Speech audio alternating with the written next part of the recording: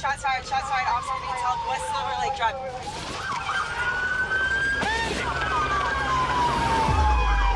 Hey, shots fired, get down! My name is Corado, and my sister, Mely Corado, was killed at the Silver Lake Trader Joe's in 2018 by LAPD. Demonstrators have been gathering all across the city to protest the killing of George Floyd and Breonna Taylor and others at the hands of police. Policing is not work. Our communities have been traumatized by the police. People want change in this city. Many are now demanding departments be defunded, dismantled, or outright abolished. And I want you to look at my face. Because I'm coming for you, you motherfuckers. An election year supposedly defined by the public's anxiety over rising crime, Los Angeles is on the verge of electing its first abolitionist city council member. I'm coming for Mitchell Farrell in 2022. We're seeing a wave of progressive candidates running, offering a promise of a new form of governing. I will forever fight for Mely, for all the people stolen by police. Say your name! Say your name!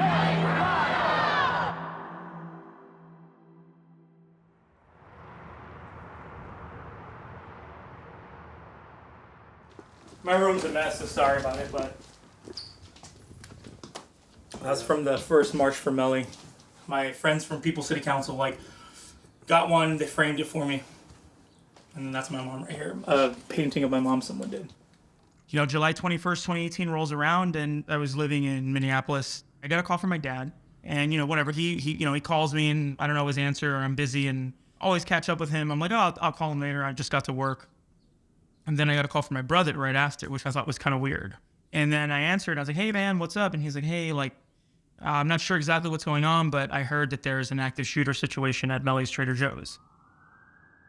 Sadness and outrage in a Silver Lake community one day after the Trader Joe's hostage standoff that took the life of a young woman. We now know it was the police's bullet, not the suspects, that killed a Trader Joe's employee. The family of a Southern California woman wants answers. When your daughter died, there are no words, because I'm in pain. Mely was killed on a Saturday.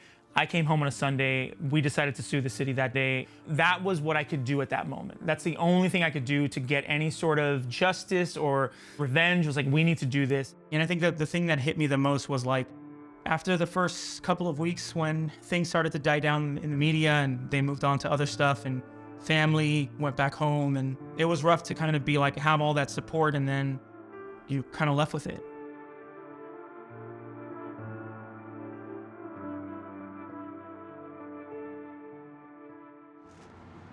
Right here, 8924 is where the place we lived at when my mom got sick. We were still living here in a one-bedroom, and me and Mely were sleeping in a pull-out couch, and my mom had the room. I do remember them bringing Mely home. I took to it pretty well, and I think I took to the part of teasing her. I remember she had this long, beautiful hair. My mom was super proud of it, and I cut some of it, and my mom got so mad. With my mom, it was interesting because she struggled with drug addiction and alcoholism. I think I had to step in more to make sure that Mely was okay. I'd walk her to school if my mom was passed out because she drank the night before. It was, it was tough, but I think that it really cemented the fact that we were gonna be super close and that we had a better understanding of each other than I think a lot of other siblings do. The moment my mom died, I think that the spirit of wanting to do great big things, it left my body. I was just kind of I want to meet someone nice, maybe run my own coffee shop someday, maybe have some kids and, ride this life thing out for as long as I can. And, and then hey, here we are.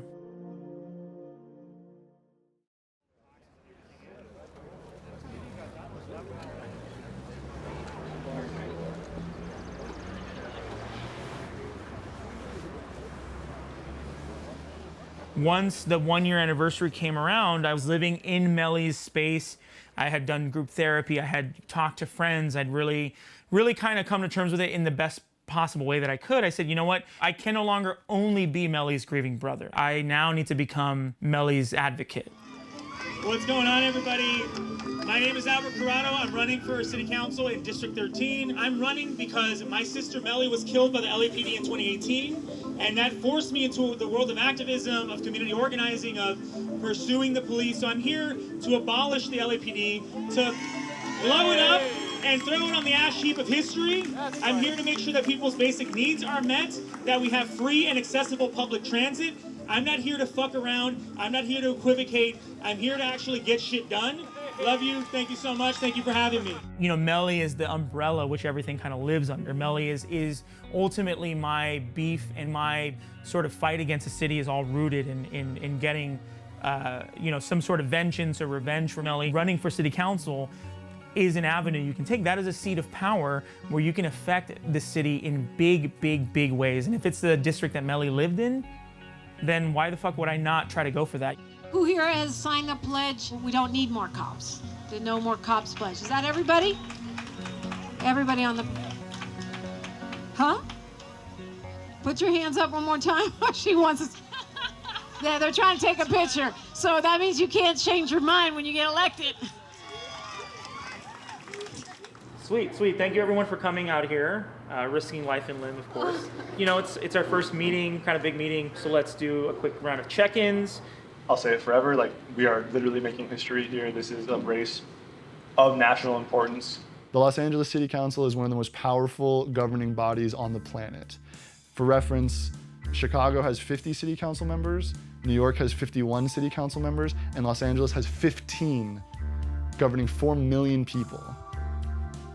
It's the level of government that is most tangibly impacting your life directly as a resident. When you're involved in local policy, it's where you get to be the most creative, it's where you get to be the most effective, it's where you get to be the most tailored. We're not here to equivocate, we're not here to wag our finger like a bunch of fucking liberals and say that we need to play civility politics and we need to be nice. Because guess what's not nice? People being killed by the fucking police. And I will tell you, my family is a living testament to exactly the kind of shit that police does. My agenda is to get rid of LAPD and use that $3 billion stack of cash to fund things that have been underfunded before. Because right now, the biggest impediment to progress in the city is the LAPD. Because they're telling us that they need more money every single year, and we see nothing in return. Normally, the way the budget is split up is close to 30% of your tax dollar is going to the police. You look at things like youth development, that gets close to 0%. You look at, homelessness, it's around 7%. The budget is massive, and I think we just have to put a spotlight on, where is that money actually going? We give the police $3.1 billion. What is that paying for? Can we reallocate to actually tackle some of these other issues that can possibly even lower crime? If we can prove that abolition is not just about destruction, but about building new frameworks in a new world where we feel safe, then there's nowhere we can't get rid of police. To explain how to be an abolitionist, right, the most reductive, simple way that I could say it is to live in a loving way. Prisons and punishment, right, it's all operating in the realm of harm and violence. What happens when you're working with a politic that's rooted in love? I think when people stay with that conversation long enough, who wouldn't want to live in that world? Al's one of the people. And it goes in any different way you cut it. It's the understanding of what it's like to be a renter in Los Angeles. It's what is it like to have people that you love be murdered by the police? What are the actual understandings of how these different types of things affect people on a day-to-day basis?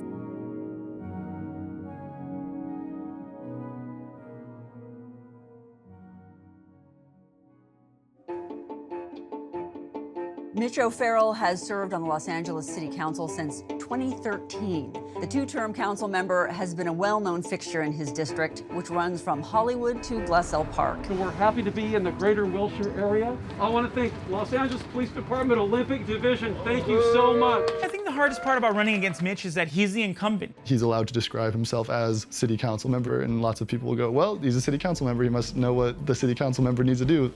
Check, I'll vote for him. Don't excuse me. No, this is your You can we can get it popping. Yeah, we are here to yell because people are dying. I said to stop yelling, that's all I asked. I'm in a park. I'm in a public park. I can use my voice how I want to. And so to me, I'm like, yeah, you know what, Mely is the person I hold up here, and Mitchell Farrell's way down here, but they both inspired me to run. And to me, it was like, okay, I want to get rid of one of the worst ghouls in the history of LA, and I'm gonna do it. You work for Mitch too, or what? You gonna pencil me in for a meeting, or hey, shout me out in the next newsletter, though. Mitch takes bribes from the cops and corporate real estate. He doesn't work for the people. He works for corporate real estate and LAPD. If you're an elected official and you cannot engage with individuals who have some criticism of the job you're doing, who did you think you were going to be accountable to in this job? Thank you for everyone here who's here to make a difference today. We're not going to have conversations. You All right, understand just that? let me ask the question. We're not going to, if you're going to start off saying lies, we're not No, I want to ask you, so how many people found permanent supportive housing? How many people? Are they permanently housed? Also that, you can ask Los. Are they permanently housed? I'll walk. We'll do a walk and talk. Yeah, we'll do a walk and talk. I am Los Angeles City Council member Mitch O'Farrell. We are in the 13th district here at the Echo Park Lake, where we have had a very successful housing operation. Last March, chaos ensued after LAPD tried to close the park for renovations. The park was closed and everyone was forced to leave. Of the 183 people who were living at the park, only 17 are in long-term housing. Nearly 50 are in temporary shelters, and the rest are unaccounted for. I remember helping a few people take their tents with their belongings across Glendale, in the middle of rush hour traffic, to put it on the other side because, well, if you have your tents up, we're going to seize them. One of the people I helped move their stuff was a 70-year-old Hispanic named Ramon. I was like, he uses a walker. Like, the guy, he has a little stove. Like, he's just getting by, and like, what the fuck? Why am I having to do this? Why is he having to like panic that he's gonna lose everything? Even with Mely and I going through my mom's death together and all that, there was a time where it was just like, yeah, sometimes you just want other people to talk to. So to me, I've always wanted to make people feel a little more accepted or part of something, because I think social isolation is really awful. My ability to do that and my sort of desire to do that is the same that like I take to when I talk to unhoused people, because like their whole day is spent probably being ignored by a ton of people who could, if they took a minute to understand this person or to help them out or whatever, could really make a big difference. It costs the LAPD over $2 million over 4 days. The rehabilitation of the park afterwards only costs like $700,000. It just goes to show the amount of money wasted and resources that could be used on something else. Ultimately, it's all the failure by the city is why everything is happening. They failed Mely. They're failing the person that is sleeping in a tent. You're fighting against the people who want it to stay the way that it is. Welcome to Windsor Square and Larchmont Village residents of this Council District 13 Candidate Forum. Defund the police. Good idea, bad idea. I don't want to talk about it. Good idea. Hands up. 1. Bad idea. Defund the police. Bad idea. Bad policy. And dodge the question. You have people saying, oh, well, this person's an abolitionist. They're not really, but they're not always going to tell you that they're not, because it gives them some sort of cred. Again, they're playing this game of like the balance of like, okay, I want to get enough street cred with the leftists, but I want to seem safe enough for the liberals. You go from 1 minute being this abolitionist loudmouth to then trying to play the game. Not only did I sign the same pledge that some people on this call have signed, my vision is to abolish the LAPD as it exists. We're not running on what's politically convenient. We're running on what we believe in. And I don't know that I can say that about any really a lot of people in this city right now who are running for stuff. Love him, hate him, whatever. He's saying some shit. Like, he is really running on particular ideas and values. Never thought I'd see the day. Never thought I'd see the day. We'd bring compassion to LA. We'd bring compassion to LA. But Mitchell Farrell's got to go. And Mitchell Farrell's got to go. When the wind is right, let's go. Right? This looks so beautiful. I think this is possibly like the biggest turnout we've ever had for our campaign. This is a beautiful, beautiful example of what Los Angeles should look like.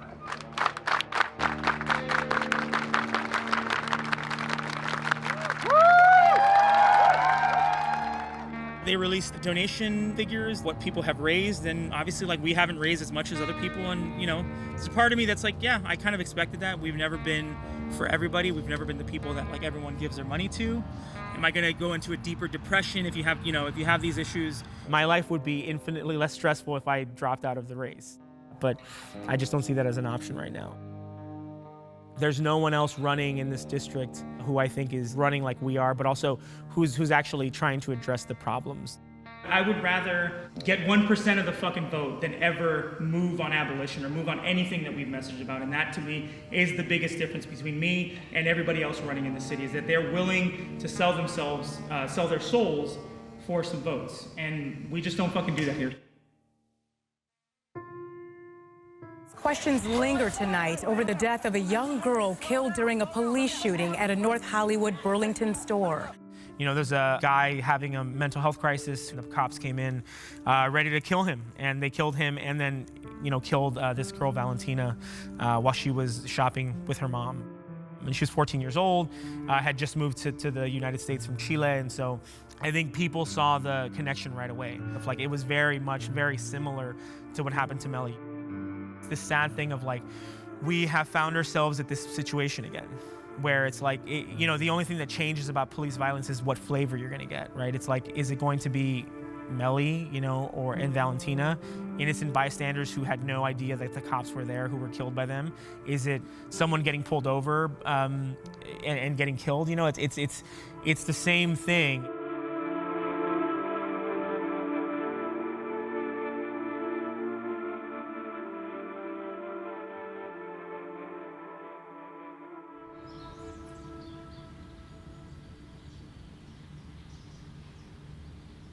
We are at Forest Lawn, Hollywood Hills, where Mely, also my mom, is buried. This is the third year of doing this for her birthday, and you know, I'm in a stressful part of my life because the campaign is winding down, and we've got, you know, till June 7th, and it's just like, okay, we're fucking doing this, and I could definitely use a pep talk from Mely. I still have Mely's number, and sometimes I call and a guy answers. One time I said, look, I talked to the guy, I said, look, this and this happened, and please forgive me if I called it. He says, okay, thank you, sorry. You can call anytime.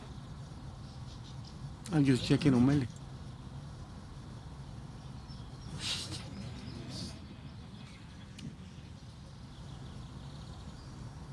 You can find me right here every Sunday. I'm always there.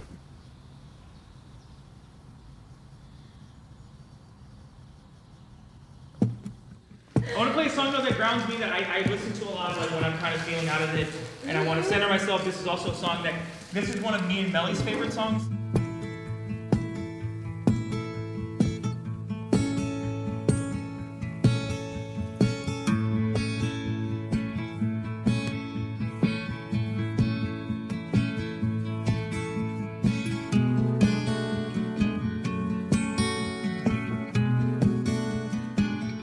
This is what this campaign is about. It is informed by the loss of people. It is informed by the loss of not only Mely, but people that you've all lost, and what brought you to this work. And so I want to make sure that as we're grounding ourselves and talking about the future, that we're kind to ourselves, and we remember that we're not here by coincidence. When I decided to run, I knew that I was going to have a team of badass people around me, and I just didn't know when that was going to happen or who it was going to be. Love you guys. Thank you so much. If all I ever accomplish is getting payback in the name of Mely, then that's, I don't know. I was content to not do shit before she was killed. So I'll be content to know that I did everything I can to fight for her.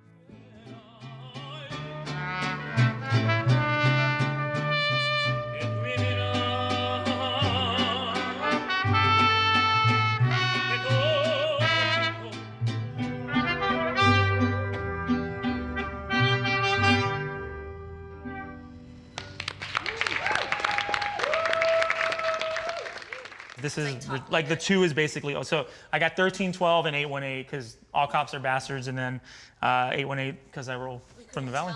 Shout out. That's true. You want to get this on? Sorry, little. You're gonna have PETA coming after your ass. Oh. Oh no. Resilient. Sorry, dude. I can bring it in. Yeah. From one brown recluse to the other, you know?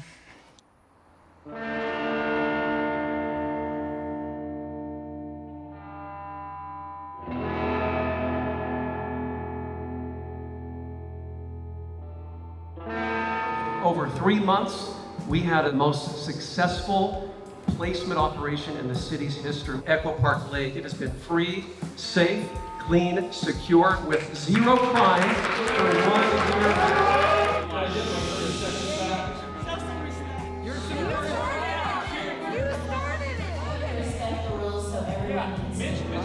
Okay. Just let it happen in 30 seconds. There was 0 interaction with the police and the encampments in the lake.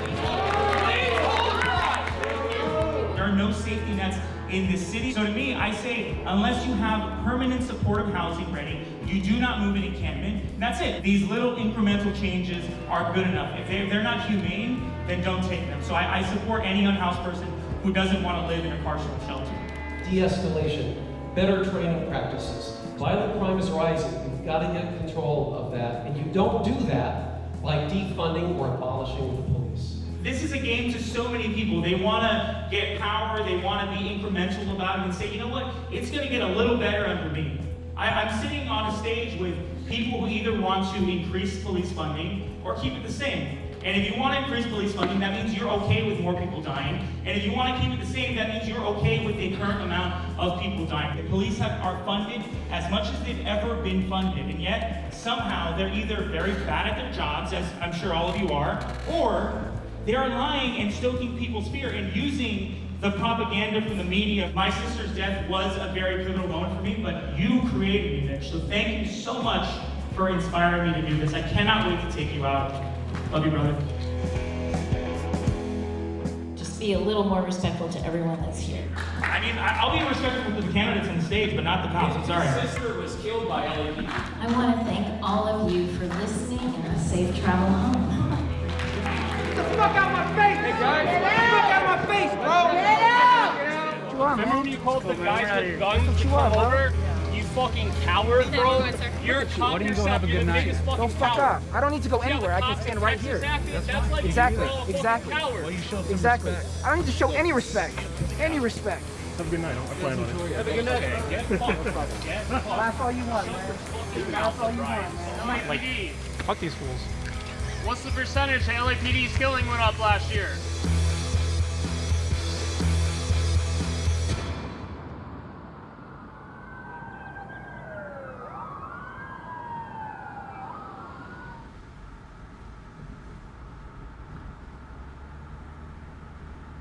Whatever happens tonight, I'm proud. I'm gonna remember all the lessons I've learned, all the horrible stuff that happened as well. But I want to just kind of like take a moment to remember that like I'm alive and I love a good coffee and I love a good treat, and in this moment, this is all that matters. Don't get me eating, bro. I'm kidding.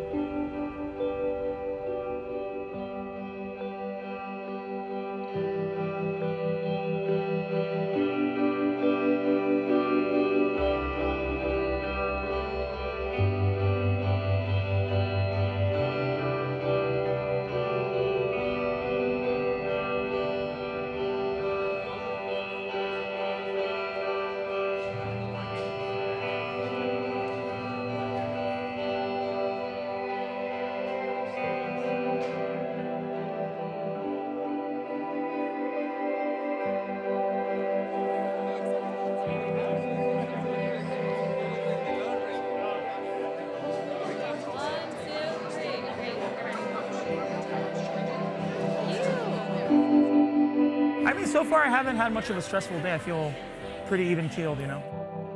Josh let me see like some of the early numbers, and I'm like, oh, like, just not good. Which, I mean, again, I'm not expecting to win, but I'm just like, oh, Jesus. We'll see, you know, either way. We've done something that no one else has done, and I'm pretty proud of that. Oh, can you check the city council CD 13? Yeah.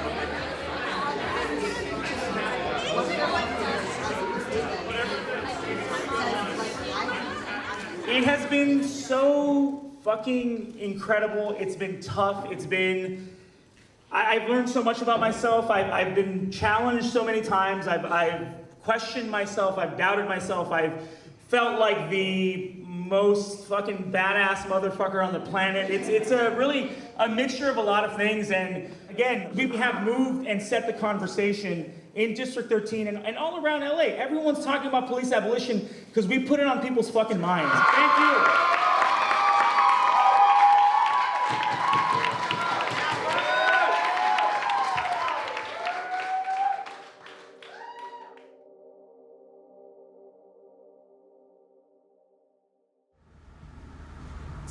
It's kind of exciting, but it's also kind of scary to think about like working a new job and finding something, because I don't want to go back to doing coffee or restaurants. I want to do something that's more worthwhile, that I can use this new sort of mindset that I have to like pursue.